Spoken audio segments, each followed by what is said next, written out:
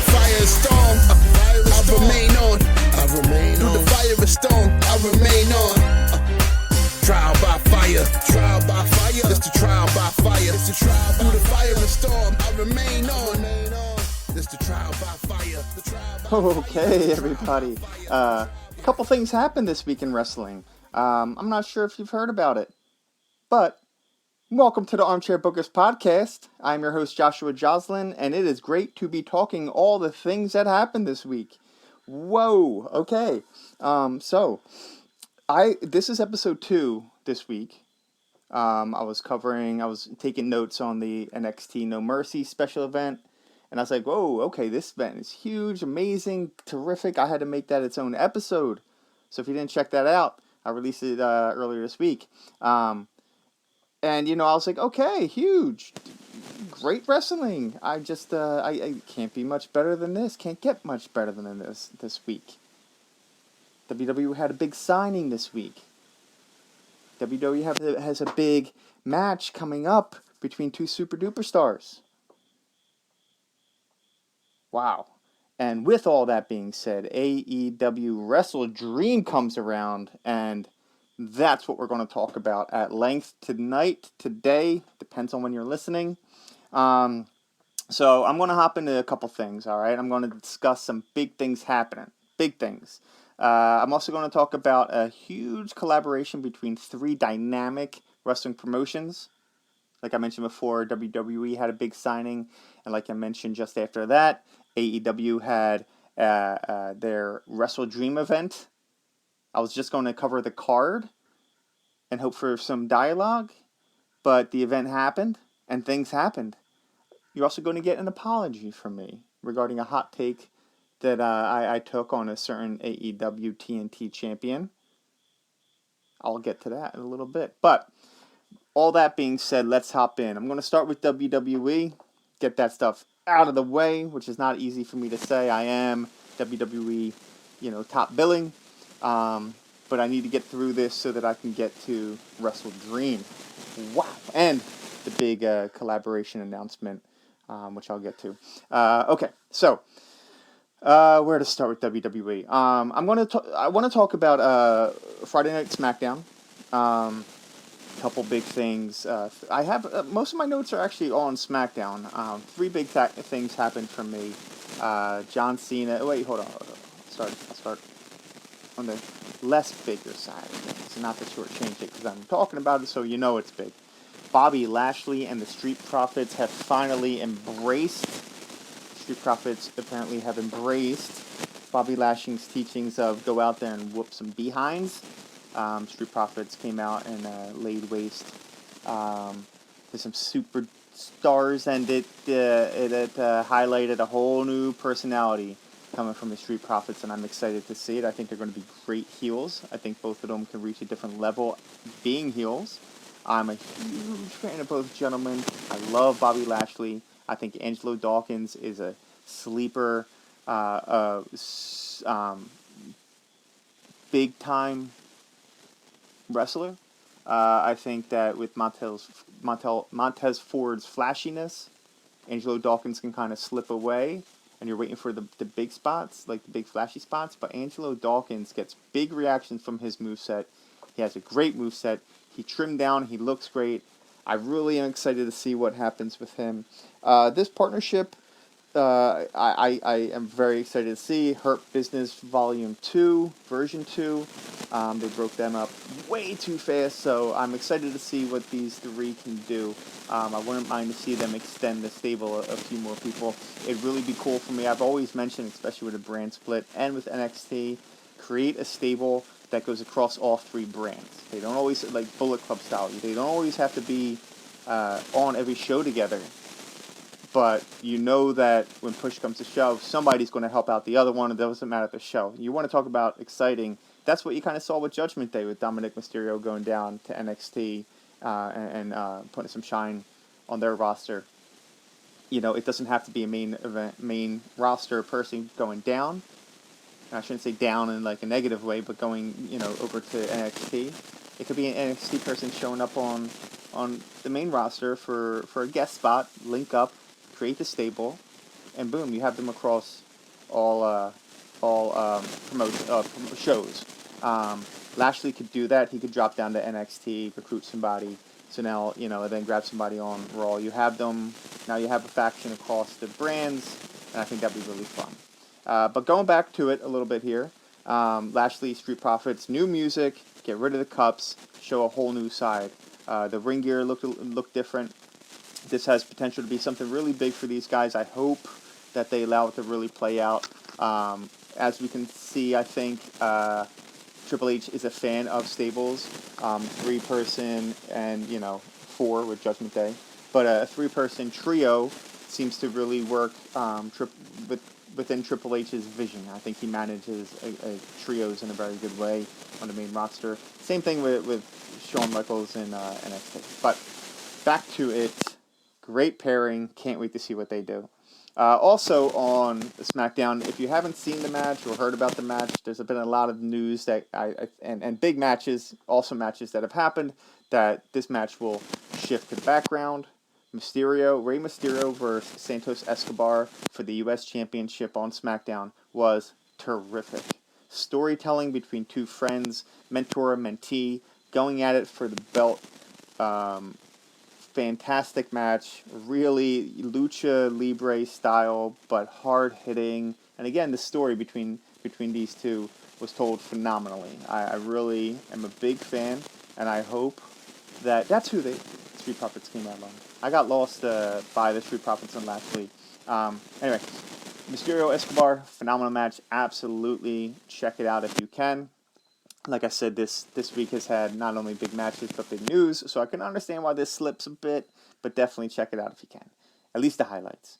The big thing that happened on SmackDown, I am very excited to see. John Cena needed a partner to go up against the Bloodline. Jey Uso, Jimmy Uso.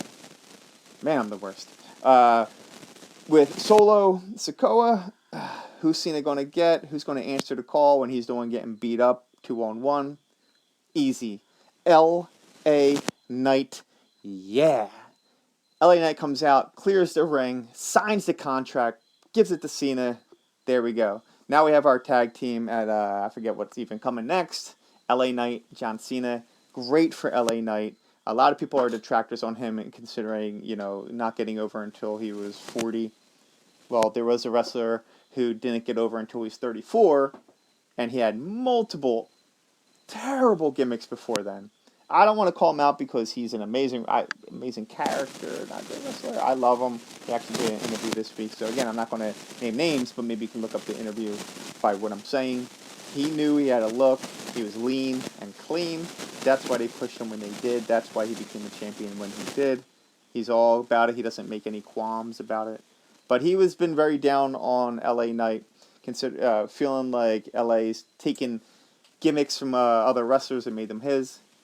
That's what happens in wrestling. Hulk Hogan, superstar Billy Graham. That's the biggest one that I can compare to. So don't act like it's wrestling's not about reinventing the wheel. It's about taking, redoing, putting your own taste on it. L.A. Knight, keep doing what you're doing. You get a chance to be in the ring with John Cena against the Bloodline, which is a huge current story in WWE. This is a great opportunity for him. He's already had his arm raised by John Cena, so it should just add to his being over. The big news, Jade Cargill, former AEW superstar. She was undefeated from the moment she debuted until the moment that she lost the TBS championship to Chris Statlander. Great match. She was a great champion. Needs to continue to work in the ring, but that is small in comparison to the positives of Jade Cargill. She is gorgeous. She has the look, and that is the smallest piece to her. The biggest pieces to her, the charisma, her presence. She's built awesome. I can't say super duper star in the making. She is a superstar. We just get to see her on TV shortly. I believe she's going to the Performance Center to, learn the WWE style. Season her up a bit. I do think that that's the only spot that she lacks. But wow, the matches that we're going to be able to see from her, she is the future. She's the Rock. Has the ability to be the Rock of the female division, meaning she can transcend wrestling because she has it all. Great, huge signing for WWE. Who can outdo that? It's impossible to outdo WWE signing a huge star like Jade Cargill away from AEW, right? That has to be number one news. Nothing can overtake it, right? Hold off on that for just a second. I want to come back to Judgment Day versus The World. Judgment Day continues to be a great faction. This is where I'm going to go back to Monday Night Raw. They're in the segments. They're making the most of those segments. I think all four wrestlers, Rhea not being there, kayfabe injury, or not kayfabe, storyline injury. Kayfabe, yeah. So it's been Dom, Finn, and I want to say Punishment Martinez, Damian Priest. They're out. They're beating up everybody. Jey Uso said no to them. So what are they doing? They're beating him up. Cody Rhodes doesn't like them. He brought Jey Uso over, so he's coming out to help out Jey Uso. So now we're talking 3 against 2. Sami Zayn, Kevin Owens come out because they will always stick up for somebody, but they always have a problem with Judgment Day. So now it's 4 on 3. But then we get JD McDonough helping out Judgment Day. 4 on 4. What does that mean? War games. That's what I see in the future for these 8 wrestlers, these 8 gentlemen, and I cannot wait to see it if that is where they're going. Holy moly. Should be a lot of fun. I think it's a lot. People are detractors to this storyline because what is Cody Rhodes doing in it? I love everything that's going on with it because it keeps them all active against a hot faction. A lot of stories to tell within this match. Jey Uso, big plans for him from what I've read. Cody Rhodes, perfect to hold him over to his next big feud as we lead into Royal Rumble season. Sami Zayn and Kevin Owens, and it gives them a chance to not be the focal point of the matches. I think that they're both banged up a bit. So, I mean, War Games, like, if they're banged up, why are they going to War Games? This protects them for a little while, not being the main focus of taking all the punishment. If this is where it's going, you have me hook, line, and sinker. Okay. I'm going to flip-flop this a bit. Before I get into WrestleDream, I want to share the news. It has been across the websites. If you're not too familiar with many promotions outside of WWE, let alone outside of AEW and WWE, some big, great ones just announced. 3 big, great ones just announced a collaboration. New Japan, CMLL, located down in primarily out of Mexico. New Japan out of Japan. MLW, which films, I believe, down south in the Texas area. So 3 amazing promotions, all with television deals, some harder to find. Great talent comes in and out of all 3 promotions. Man, this is huge. This really is huge. I don't want to understate it. There's such great talent that we're going to get to see on a much bigger scale. Wrestling is at its peak right now. Attitude Era holds nothing, not even a candle to what we're getting to see right now. Everybody is getting active. All wrestling promotions have an opportunity right now to get on TV. Things are great. So I do want to read part of the press release. The 3 world-class organizations will unite for a variety of crossover collaborations commencing this October. So there's a big stuff starting now, within the next few weeks. The strategic alliance creates the ultimate stage for each organization to showcase their signature fighting styles and their signature athletes. That's a great point to it. All 3 promotions have very different styles of wrestling. You're going to see literally worldwide talent creating worldwide dream matches. This is going to be big for wrestling. I can't wait. I love MLW. I've covered a lot of things that they've done in the past. I've interviewed super duper stars that they have in their promotion, namely the Von Erich brothers. I love them. Going to talk to them again soon. Connected with them on Instagram. Follow them. Look up their work. Great name drop. Great guys. Great matches. So I will be interviewing them again. Put a pin in it. and I'll release more information as we get closer to it. But this is a great collaboration, a great thing for wrestling fans, a great thing for wrestling. Okay, now it's on to WrestleDream. Why am I holding off? Why am I keeping this to the end? Because big things happened. One primarily huge thing, and then I think the rest of the card, I'm not going to dive into too much. It's all mainly highlights, so I don't want to be the person that's going to step in and give a false view on it, like it's expert. This is not expert opinion. I consider myself an expert in WWE, AEW. You know my feelings. If you don't, they're not the greatest towards AEW. But I have an apology. I mentioned that at the beginning. I'm going to apologize to Christian Cage. My take on him has not been positive with him being champion and him being involved in storylines. He is doing the best work of his career, definitely in AEW. I don't like that whole saying that it's the best of his career. No. But it is a phenomenal run. I mea culpa. I was wrong last week to dump on it. Been watching more of it, been reading more about it. WrestleDream ended with his match. I'll spoil that. I'm not going to spoil exactly what happened until I spoil it at the end. I've underrated. I put him with The Miz. I put him with Baron Corbin. I put him above all of them. I put him as the namesake of this list, the Christian Cage list of underrated wrestlers.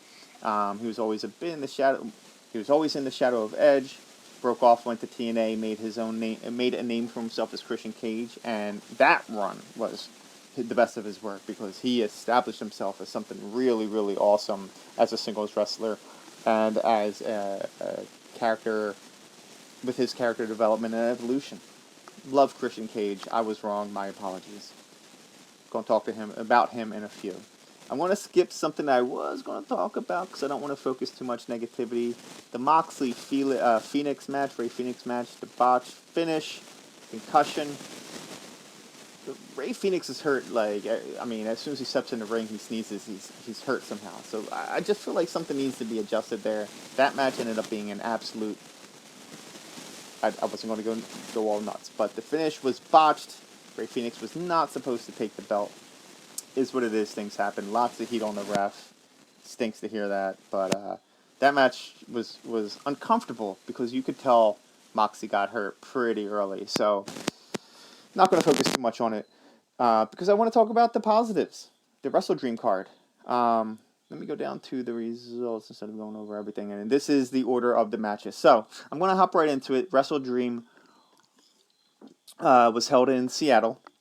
It was it was a tribute event to the memory of Antonio Inoki. Apologize if I botched that name, the pronunciation. I'm not good with pronouncing names or saying pronouncing. Antonio, owner, founder of New Japan before he had passed away. Legend in the business. So very cool to see him being honored with a great card. All right, so kick off the show. We had MJF in a handicap match for the Ring of Honor tag team titles. We found out earlier this week that Adam Cole's ankle, quote unquote, exploded. Hopefully that is not the case. Hopefully he has a quick recovery because he has been doing some of the best work of his career. Alongside MJF as a tag team. Ring of Honor tag team champions. Without Adam Cole, MJF said, I'm still going into it versus the Righteous. I don't know too much about those gentlemen. The match, borderline comedy. MJF played up a lot of shenanigans. Basically a face, but doing heelish things, and it's fun to see from him. And that's not why it was comedy. It was comedy because he did the kangaroo kick to both of them. It's comedy because he beat both of them. I find that always a bit silly. But it is what it is. Leading off the card I thought was interesting. I think that getting somebody from the Seattle area, there was a few here on this card. I'll make sure I point them out. Might have been a cool way to start it. Really get the crowd all the way up. Bringing MJF and the Righteous to keep that entertainment. But hey, I don't build the cards. I just critique them. So MJF defeats the Righteous, holds on to the Ring of Honor tag team titles. We'll see what the future is with them, with Adam Cole being out. Hopefully they develop a little bit more and gives us an understanding, because MJF can't just keep winning handicap matches. That won't make sense. Next match, we had Eddie Kingston defeat, sorry about this, I'm sorry if I pronounce it, Katsuyori Shibata. It was in New Japan Pro Wrestling Strong title and a Ring of Honor World title match. Ring of Honor World title champion and New Japan Strong champion being Eddie Kingston. Hard hitting, loved it. Paid full love and respect to both Antonio Inoki and Giant Baba. Eddie Kingston, Giant King's Road style, which was originated by Giant Baba, and Shibata learned this strong style from Antonio Inoki. Eddie Kingston comes out with the win. Great match, hard hitting. Definitely recommended. It is a Japan style match. Very good, and I love Eddie Kingston. Chris Statlander defeated Julia Hart with the TBS title being on the line. Chris Statlander retains her championship. Again, great match. Julia Hart, I think, has a huge future behind her, and we know that Chris Statlander can always go against anybody. Next up, we had the Young Bucks versus the Guns versus the Lucha Bros versus Hook and Orange Cassidy to become the number one contender for the AEW Championship. Currently held by FTR. They did put them on the line a little bit later in the show. I'll get to that as to who's the champion. Who came out as champion. Anyway, Young Bucks win. High spots, super kicks, a lot of choreographed spots. This was hard for me. I don't love that the Young Bucks versus FTR, if they won. All right, look, FTR defeated Aussie Open. Good match, but you never really felt like anything, that the outcome was anything different than what it was going to be, which was FTR going over. Classic, strong match from FTR. They worked the tag team style so well. Very old school style, and I dig that. I've said in the previous episode of this week, covering NXT, the Creed brothers, I think, are the WWE version of FTR in terms of the learning the old school style of legit tag team wrestling. The grappling, the working, the tags, the teamwork. FTR sets the standard for me for tag teams. I like their style much more than the Young Bucks. The Young Bucks had no reason to become the number one contenders at all. But it is what it is. Moving on. Swerve Strickland versus Hangman Adam Page. This was a match definitely I would check out. It was Swerve Strickland. I cannot say enough about. He is terrific. It broke my heart seeing him released from WWE to finally put him on a big stage against a big name talent in Hangman. We all know that AEW has invested a lot in Hangman, so the fact that Swerve was able to get over on Hangman Adam Page, that's a big moment for him in this promotion. I would love to see him go all the way to the top of the card. That is how much of a fan I am of his, and I will follow him despite the fact that I don't watch AEW actively. I'm always making sure I'm figuring out or hearing about or reading about what he's doing over there, because I'm a huge fan. The first MLW champion when they began in 2014. He was the first champion. I might get that date wrong. But yeah, MLW, Swerve Strickland. Love them both. Next match, we had Ricky Starks defeat Wheeler Yuta. I'm not going to really talk much about it. It was a weekly televised match. Nothing to really write home about, and that's not to knock either wrestler. It did what it needed to do, which was serve a little bit of a bridge to Bryan Danielson and Zack Sabre Jr., a match where it was holds and joint manipulation and bending of arms. What an amazing technical match. The ending is where it gets me. It ends with all the twisting and turning and bending. You end it with the knee to the back of the head. 1, 2, 3. I would have preferred a submission. I would have preferred to see it end with the what it was, which was the grappling and the twist, and who can catch the other one in a vulnerable position. So, great match, great match, exactly what you would expect. Placement on the card is odd to me. I think it should have been the main event. It was not, because, understandably, I get it in terms of what ends up happening, why it was not the main event.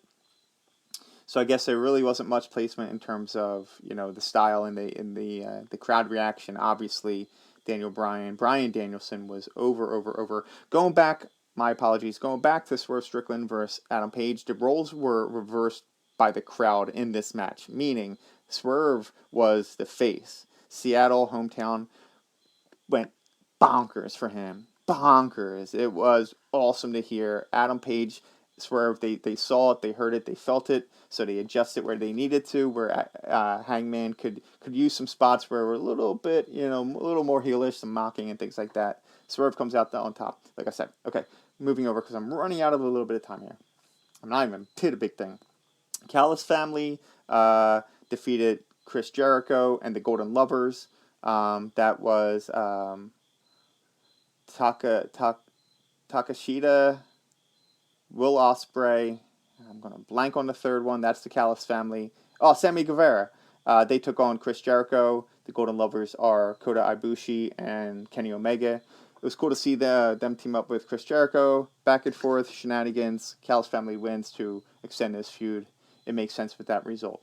I've mentioned that FTR went over Aussie Open for the AEW Tag Team titles. They remain the champs. Now, Christian Cage, 2 out of 3 falls match against Darby Allin. He is the TNT title holder. Darby Allin is the challenger. Fine match.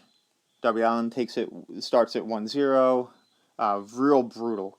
Christian went brutal. That was a cool layer to see. He just demolished Darby, put him on a stretcher, actually jumped off, I believe, the top rope, landed on Darby Allin while he was on the stretcher. A few really cool moves. I believe it was not a suplex, just a scoop slam onto the steel steps, and not onto the top. Darby Allin went right along the steps, back to steps. Rough looking spot. Long story short, Darby Allin loses to Christian Cage. Of course, Christian Cage and his friends come on out. They start to put the boots to Darby Allin. Wayne, what's his name? Oh no, my gosh. Nick Wayne, there it is. Nick Wayne comes out to help Darby Allin, his friend. Wait, no. Hits Darby Allin. Sets up a chair. Sting comes out. Gotta save his protege, Darby Allin. Well, he gets taken over. Christian sets up the 2 chairs for a concerto. You know the concerto. You know who originated that alongside him. You think you know him. Boom! Lights, cameras, action. Hit record. Remember where you are in this moment. Adam Copeland debuts for All Elite Wrestling. Adam Copeland is All Elite. No longer going by Edge, but keeping his Metalingus theme. Really interesting on that side. Loves that was very happy to hear that he kept it. He was bragging about getting a chance to keep it. Some new merch already on its way. Legend with Edge spelled in the middle, LEDGEND. Legend with Edge. I love how they kind of play those shirts a bit on their previous moniker. The Big Show had a great one. It was Get the BS Out. Big Show out, get it. But cannot undersell the shifting, feel to this. Edge, WWE through and through, never left the company. That's where he was all the way through. For him to leave after, his retirement match being on SmackDown, and the main event of SmackDown, in between pay-per-views against Sheamus, not to sully Sheamus, but there's no story to it other than they were friends and helped Edge train to get back into the ring. So it's kind of odd if this is really where he's going to go for his final run. Saying all the best things, he wants to be there to help. Crazy, quote-unquote, dream matches available. I immediately jumped to Kenny Omega. He mentioned Samoa Joe, never being in the ring with him. Never being in the ring with Moxley. That interests me. Now, The negative to this, and I'm going to go over it on the quicker side because I don't want to smash this. This is huge and big for AEW. I don't think it's the best move. I don't think Edge fits AEW's style because I think he's going to try to rise to that, and I don't need to see him taking any big spots. Please don't, because it's energetic and all those things. The crowd is behind you for them, and they get excited, and it's clickbait. Don't do that, Edge. You don't need to.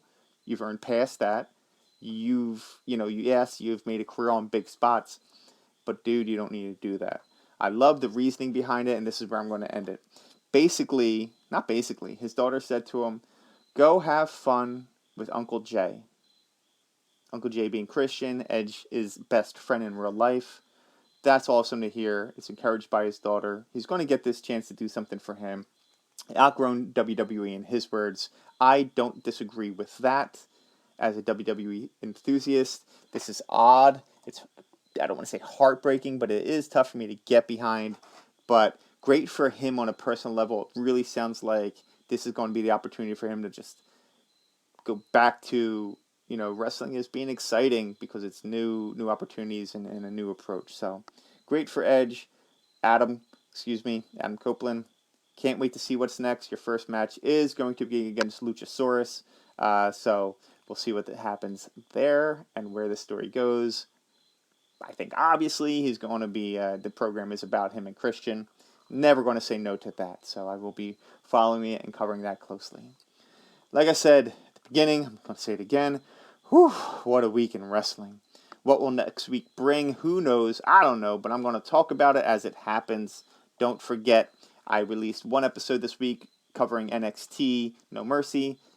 This one, thank you for listening. Listen to the other one too if you want. This is AEW Focus, which I think is something I don't always do, but it was fun. So, don't forget that I also have content on YouTube. Follow me on Instagram, TikTok, all those things, Facebook. Join in the conversation with me. Like, share, comment, download me, set the reminder, set the automatic download. You know you want to hear me every week. Shout out to John Kiernan, the producer, my producer, amazing musical artist, has covered wrestling themes, creates custom wrestling entrance themes, and is just an amazing musician up and down, all around. He wrote my theme, Into the Fire, featuring Mont Easy. You can find that on iTunes, plus his other music. Thanks again.